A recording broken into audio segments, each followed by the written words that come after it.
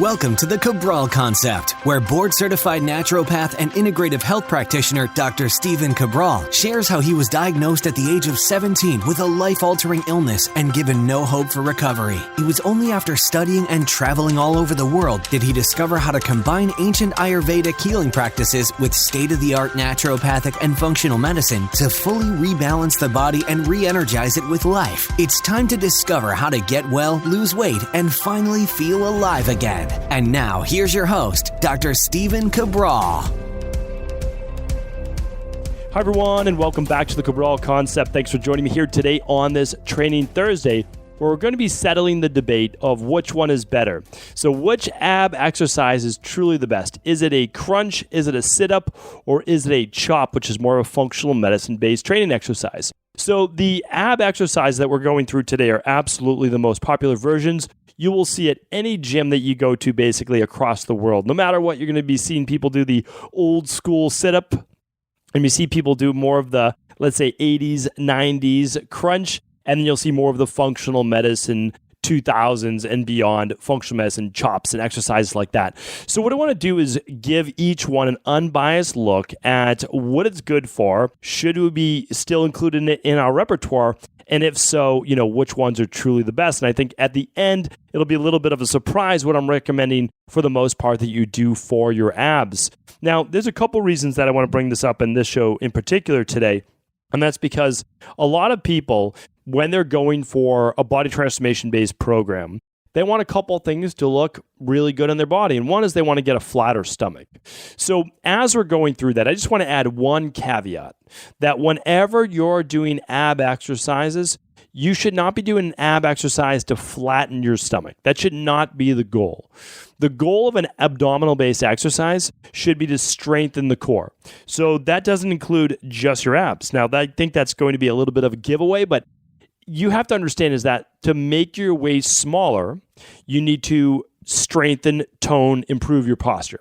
So that means, yes, your abdominal muscles you see in the outside, which we typically refer to as the rectus abdominis, but the transverse abdominis are the ones that help hold everything in there tighter.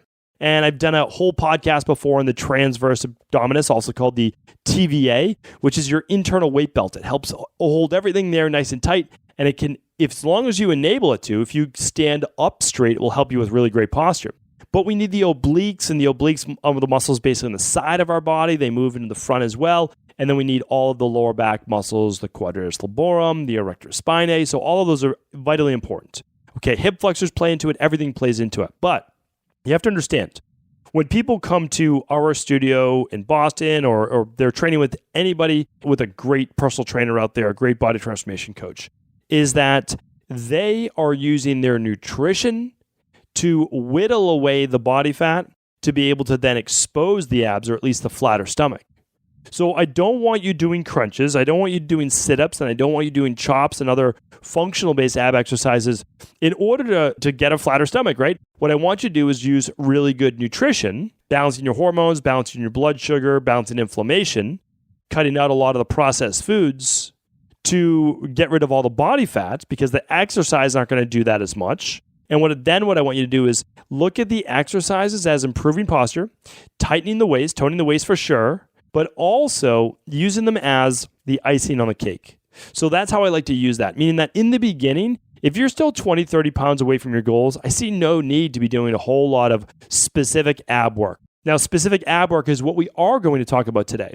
So again, I'm not against it, but there's so much more to do. You should not waste your time doing crunches, sit-ups, that type of work, when you could be doing interval-based sprints, you could be going for a bike ride, you could be doing resistance metabolic-based training, you can be doing compound lifts, which we'll be talking about towards the end, okay? So you're going to use the abdominal exercises that I just allude to today as, again, the icing on the cake. When you're within 5 pounds, 10 pounds, you're getting closer to those body transformation goals because that's when it can really turn on that last little bit that you're looking for, right? The last improvement that you want. So the other reason why I wanted to bring up today's topic is because there's always so much debate. Now, again, I get this because in terms of marketing, you always basically want to pick a quick and clear winner, and then you want to say to everybody else that they're wrong. So again, if you look in our industry right now, we have people doing podcasts and writing articles, and they're on Instagram saying like, these are the misusers of science. These are the losers of the industry. These people are choosing the wrong diet for people. These people should be high carb. They should be low carb. They should be high fat. They should be low fat. Meaning like all we do in our industry is try to knock others down to make ourselves look better. And to me, that's a sure sign that that person has a lot of work to do in maturing themselves. Now, we've all been there for sure. You're always there before you're not. And I'm sure I was a part of that more than a decade ago.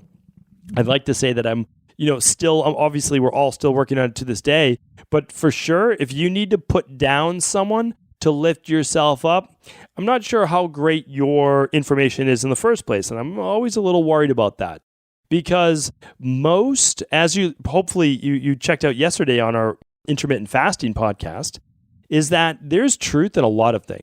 So there is truth in some longer fast. There is truth in some are higher fat and lower carb. There's truth in everything. It's knowing when to use it. But for the most part, a lot of these things aren't meant for general population. That means the majority of people.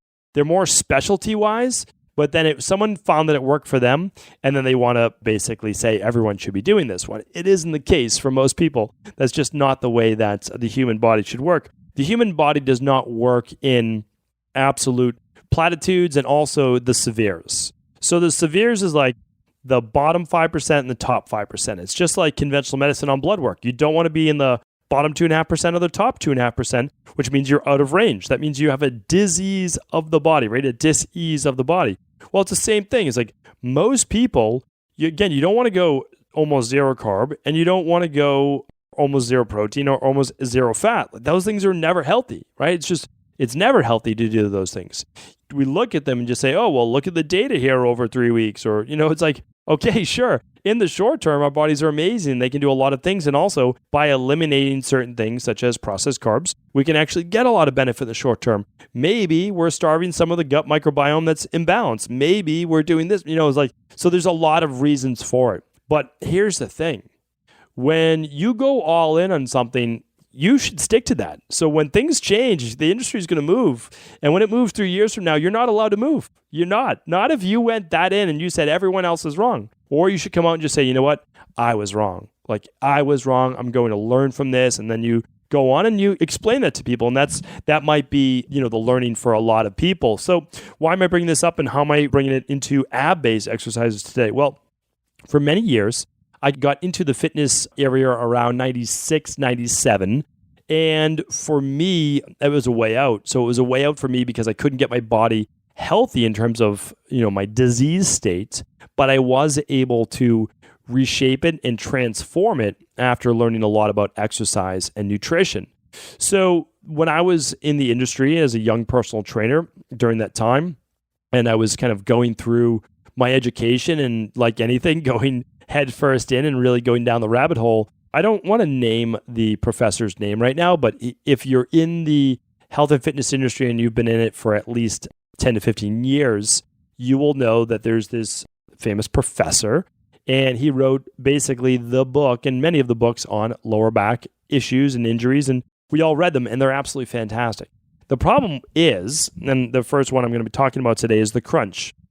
So everyone's really got nervous, I should say, about doing a full sit-up. Sorry, I'm going to be speaking about sit-ups right now. So a sit-up, if you don't know what a sit-up is, it's a full motion, like you would see in the old military days, of lying on your back with your feet pulled in a little bit towards your hips at about a right angle, and you're bringing your chest all the way up to your knees. And I spoke about this on a FBI test. I don't know if you listen to that podcast, but I hope that you do check it out. It's at stephencabral.com/podcasts. And I believe the title of it was, Could You Pass This FBI Test? And back in the day, I used to train a few people to get them to pass the rigorous FBI test. Now, one of those was a full sit-up, and they had to do, the person that I was training was trying to get to 55 within a minute. So almost basically 1 rep a second. Now, this professor would say how bad sit-ups are.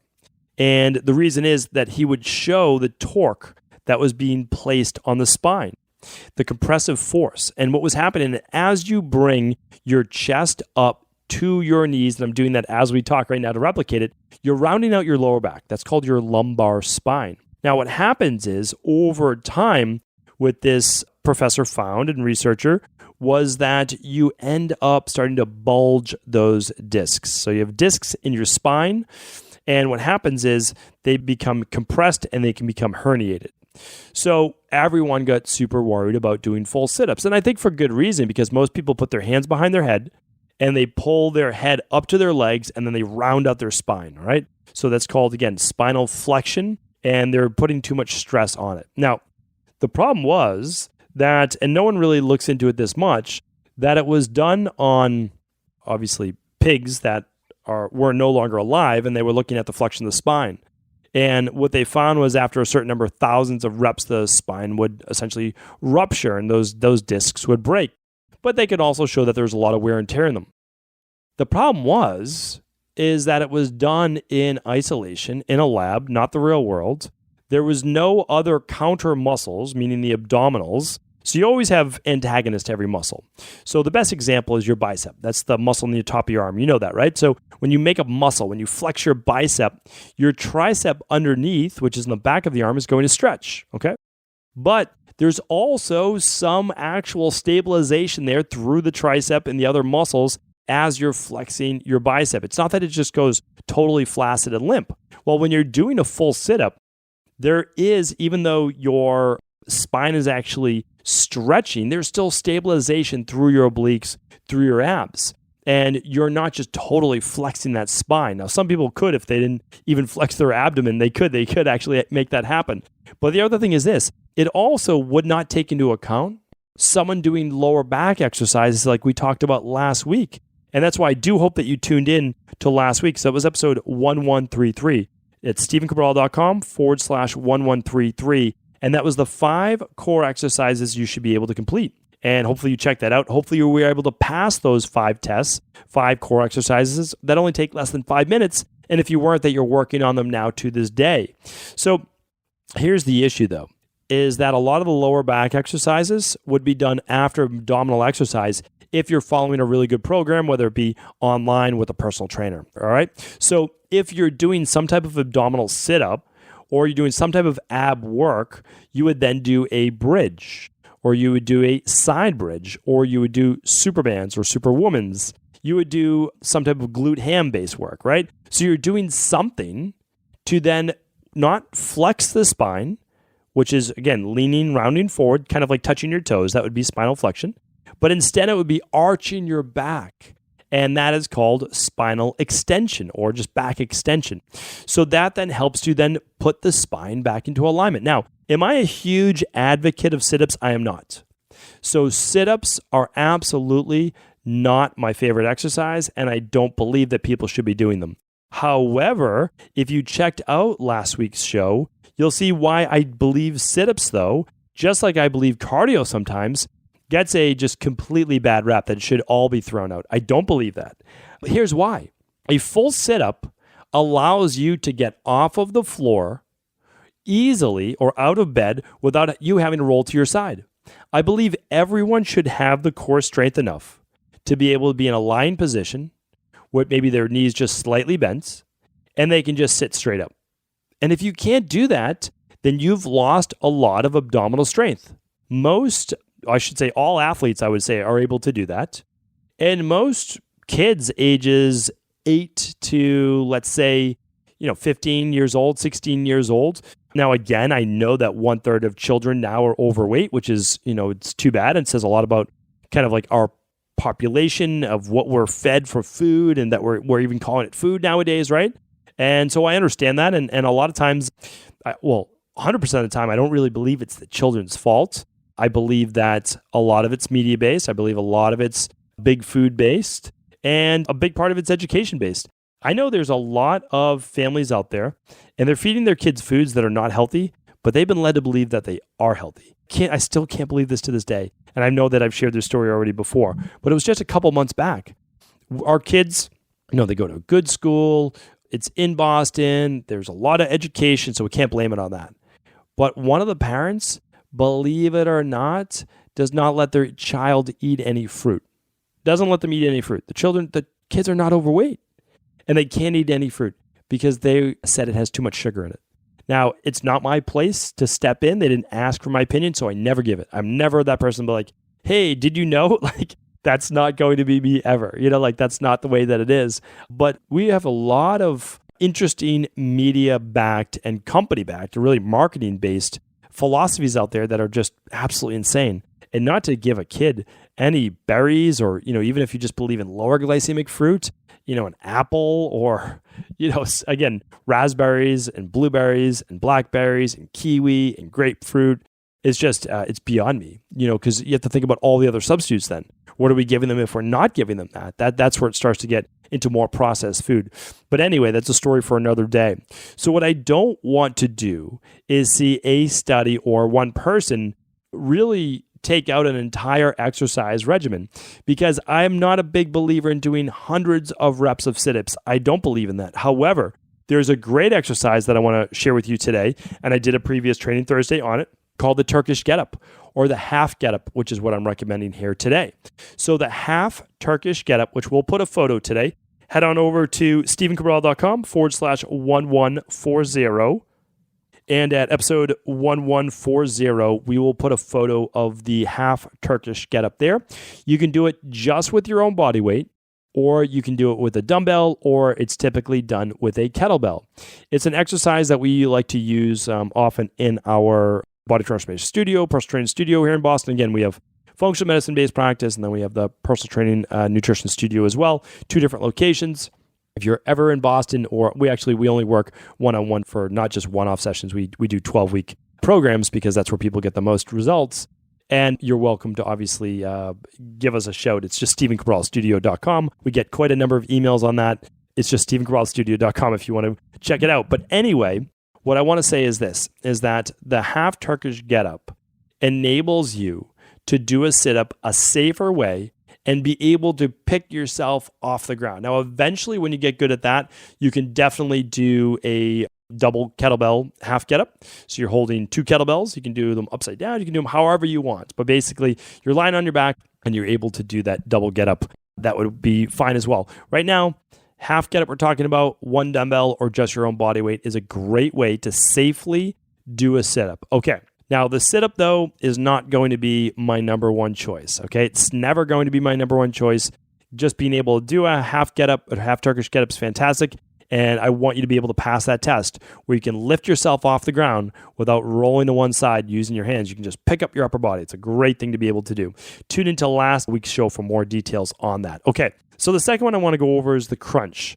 Now, the crunch, we brought into the fitness repertoire. I mean, I would say the 70s, they got big. They started to get much more popular, 70s, 80s, maybe 90s was their heyday or so. But the crunch is this. So it's a mini version of a sit-up, meaning like you're not sitting all the way up. So you're not bringing your chest all the way to those quadriceps. So what you're doing is the same position. You can keep your feet in if you'd like, but you're only bringing your abdominal muscles or your, let's even say your chest up maybe 3 inches, maybe 4 inches maximum. So you have less flexion of the spine. So there's less rounding of the spine. Now you can even do it without any rounding of the spine because you can keep your spine neutral, which means that slight curve in the lower back, the lumbar spine. And then it has actually just slight flexion in the thoracic vertebrae in the mid back. So all you're doing is just lifting yourself up, and you know what a crunch is, I'm sure. Just mini sit-ups. But what people do wrong with this one is they let themselves fall down on the ground on the way up, and then they just sling themselves back up a couple inches and then fall back down. The most important part of the crunch is actually the lowering phase. It's called the eccentric motion, and it's like this for almost all exercises. And eccentric is when you're lowering your body down slowly, typically against gravity. So what you're doing is you're keeping your abdominal muscles strong, but believe it or not, the lower back muscles are also working on that eccentric phase, as well as the obliques. So you get a lot of work right there by lowering your body down slowly, not relaxing, and then coming right back up. So the best part, in my opinion, of the crunch is that it's almost isometric. It's essentially isometric if you're doing it right, meaning like you're keeping tension on those muscles the whole time. Now, isometric typically means tension on, not really necessarily movement through space. You're just keeping tension on that muscle. Well, what we're doing is it's a dynamic movement, but we're keeping ISO, we're keeping tension on the same muscles, isolated muscles, the same time or the whole time. So this one can be quite effective at strengthening the muscles because you're really putting them under stress for 30 seconds to 60 seconds, and it's nice and slow. And you are building up some muscular endurance with these muscles as well. So it's good. You're strengthening them. It definitely leads to more toned abs, and I put that in air quotes as well. They're certainly going to get stronger. The problem with these are that you're going to tighten up those hip flexors, just like you will on the sit-ups to a larger degree. You're keeping them under tension for a longer time. But again, it's not really a big deal because right after that exercise, all of our clients at least are going to flip over and they're going to do Superman's over Bosu or a bird dog based exercise, or they're going to do some type of bridge like in yoga or anything with a bridge. Wrestling is that you're going to lift your hips up in the air, keep your feet on the ground, keep your head and shoulders on the ground. If you don't know what a bridge is, you can type in bridge exercise anywhere and you'll see what it is. So that's a great one because if you're squeezing your glutes, what you're going to do is open up the psoas muscles, the hip flexors on the front of the body opposite of the glutes before they attach back to the spine. So I'm a fan of the crunches. I don't have a problem with them. Do we do a lot of them? No, we hardly do any. To be honest, if someone really wants to work on their abs, then I have no problem with people doing some crunches. One crunch that I like that's highly effective and that's much safer for the lower back is you're lying on your back, so you're basically supine looking up to the ceiling, and what you're doing is you're bringing one leg up at a right angle. So picture your knee right above your hip joint and your lower leg extended out straight. So it looks like a right angle. Now the other leg you're going to lift off the ground, and you're only going to lift it off the ground about 2 inches to 3 inches. You're going to keep it there the whole time. Now what you're going to do is these mini crunches towards the leg that's lifted, but don't move your legs. The leg stays static the whole time. So you're going to do mini crunches, and they're going to be maybe 3-4 inches up. That's it. Don't let your upper back touch or your head touch between reps, and then come right back down. Try doing 10 to 15 on one side, and then switch right away to the other side, 10 to 15 reps. Why does it matter with the one leg elevated? Well, the one leg elevated really stabilizes the entire hip region and lower back, meaning that you really can't flex and overbend your lower back. It's very difficult to do. And it stabilizes your psoas muscle because once you bring that knee to a right angle, what you've done is you've stabilized. You basically locked, you're contracting the psoas on the right side. That's going to lock in part of your abs or part of your core muscles with the psoas. So it keeps you stable, and you're going to get a good abdominal burn through that exercise. So for anybody who wants to put that icing on the cake, that's a good one to do. Okay. But now let's move on, and we're going to go over a functional base exercise called a chop. Some people call them wood choppers, some people call them diagonal chops. It really depends on how you're doing it. What we have people start off doing is essentially a band, or we use Kaiser cable units. And what we're doing is we're clasping a handle, and you can do these right at home with bands. These can all be done at home, by the way, all of them. I like exercises that you can basically take with you anywhere. You put a band in a doorway, between a door, and just kind of close the door. Well, if you do this big chop, what I want you to do is I don't want you to rotate your body at all.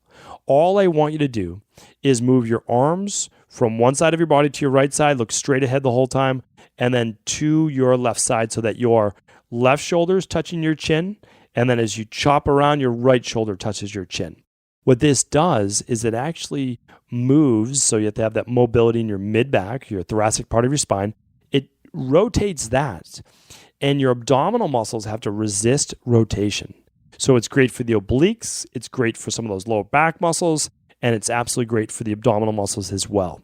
This is a very safe exercise. It's called more of a functional abdominal exercise, and it's going to give you that really athletic physique because it's working all of those core muscles at once. Is it a straight abdominal exercise? No, but you're getting your abdominal muscles working. So that is called a chop. You can do them from high to low, which I don't recommend doing yet because a lot of people round their back. You could do it from low to high. That's going to be a little bit safer. Eventually, it could be something called a corkscrew, which is a great exercise as well. So if we had to choose one exercise that's the best for you, that's going to work your abs, right now, if just between those three, which is going to be a chop, a sit-up, or a crunch, I'm going with a chop without the rotation, just for the beginners to learn that. Hands down. And the reason is that there's no direct spinal flexion, so there is no run into the lower back. Again, not that I don't think there's a time and place to be able to do them, because I do believe that, right? We just don't want to overdo it. Just like I don't think that people should run marathons, but I think that they should be able to run.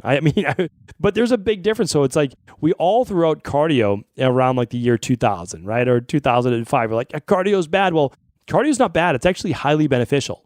Cardio's bad when you run a marathon because it just starts to deplete your body. It breaks down the body. Again, people come and say that's not necessarily true. It is true. It is true. When you run and you do that much distance, it depletes the body. So it's something that creates micro tears in the heart. It is. Again, are some people better built for it than others? Sure, but it doesn't mean that it's a healthy thing. But anyway, there's a lot of distance, right, between not running at all and a marathon. There's some distance that we can do. Typically, I tell people it's around 20 minutes, 30 minutes. Like, you should be able to do that. And so anyway, that's a topic for a different day. I'll get back into that. So I think there's a time and place for some sit-ups. I think you should be able to sit all the way up. You should be able to do some crunches. I don't have an issue with that as well, because those muscles should be strong and stable. Now the chops, though, a functional movement like that allows you to start to build more mobility into your mid-back. It allows you to play tennis better, golf better, badminton, squash, any racket sport. And these are things that people like to do throughout their whole life, essentially. So for me, hands down, I'm going to go with that. What I wanted to end with was a big caveat. So the big caveat is this, is that most people don't need to be doing a lot of specific abdominal work. Now, the chops is different. That's a functional movement. So I like that. That should be in your program in some type. Not maybe necessarily every single time, but some form of a chop is great. So here's the thing, though. If you're focused on the big rock movements that I've spoken about before, the deadlifts, the squats, the step-ups, the weighted lunges, the pushes, meaning like chest presses or shoulder presses, and the rows or the lat pull-downs or pull-ups, however you want to do them, those are going to be working your abdominal muscles. And I always challenge people to this. Like, one day, just do I don't love, single ab workouts, but do an ab workout, get your abs sore, and then try to even just do a pull-up or a chin-up. Your abs will be killing you. They will actually limit you from being able to do those chin-ups. Same thing. Do a standing shoulder press. Don't get in the machines. Get out of the machines. Keep your body in closed chain positions. I'll talk about those more in the future. But what you want to be able to do is you'll feel your abs doing those if they get sore. So they're super engaged. That's the thing. Always work on your compound movements. That is your deadlifts, that's your squats, that's your lunges, that's your step-ups, and that's your presses and your pulls and your chops. If you do those, that you're going to get a great body transformation, which is what a lot of people want, but you're going to get a strong body. You're going to get a body that's actually useful for everyday life and for anti-aging. But the bigger thing is this. You do those first, and then if you want the icing on the cake, sure, do a little bit of sit-ups, not too much at all. Do your crunches and then focus more on those oblique twists and then on the chops and all the types of functional-based ab work. If you do that, you're going to get the athletic body that you want. You don't want that body that's, basically you can get it to look good, but you get injured all the time. We don't want that. We want a functionally fit body, and I believe you can have the best of all worlds by training those compound movements with a little bit extra abs if you want, a couple times a week at the end of the workout once all the major stuff has been done. So hopefully today's podcast was helpful. Thank you so much for tuning in. Happy to take a look at your comments over at Instagram. It's just my name, Stephen Cabral. And of course, please do feel free to ask our community and join in with any questions you may have. And of course, your support for them over at cabralsupportgroup.com. Take care, everyone. Thanks so much. Please do feel free to share this show with anyone you believe it could serve. Thank you so much for just tuning into the Cabral Concept. As always, it was a pleasure having you with me. And right now, as part of our community, I want to share with you our next detox challenge. Our next community challenge begins April 1st. So pretty soon, this is our spring detox. Every 12 weeks, every season, we get together as a community to complete either a 7, 14, or a 21-day detox. If you've already done a 21-day detox, most of us are completing 7 days each season. I will be doing it right along with you as well. I do my 4 per year. I try to always practice what I preach. To me, it is the number one thing that you can do on an ongoing basis to work on your overall health, continued body transformation, maintaining results or getting even better results, as well as anti-aging. So we're working on wellness, weight loss, and anti-aging. And again, if you've already achieved your weight, I've already achieved my ideal weight. I've done that. Most of the people I work with have done that as well. But what we're looking is not always for the weight loss, but for the wellness aspect. How deep, how optimal can we get our health? So the 7-day detox, if you're not familiar with it, we will link it up, but simply go to equilibriumnutrition.com, check it out. And the truth is this, is I like to do fun things for our community. And one of the things that I'm doing for this spring detox is that anyone that signs up for our 7, 14, or 21-day detoxes, they're going to get a Pro Stack shaker bottle on us. It is the perfect adjunct to your detox. You can put in 3 servings of your daily nutritional support shake in there, and your FM and AYU detox capsules can fit in the hidden compartment. Super simple. You can take for the day. You get that and a couple liters of water. You're good for the day. The detox is the best way, in my opinion, to be able to remove a lot of that inflammation, to rebalance the hormone levels, to rebalance the blood sugar, to hit the reset button on life and get back on track. So if you'd like to join me, if you'd like to join the rest of the community, we will be posting every day inside of CabralSupportGroup.com. We hope you follow along, but not only that, we hope that you comment, that you share your journey with us on Instagram and inside of that private Facebook group at CabralSupportGroup.com. For details and to get your free Pro Stack shaker bottle while supplies last, head on over right now to equilibriumnutrition.com, and we look forward to working with you and joining you on our spring detox starting this April 1st.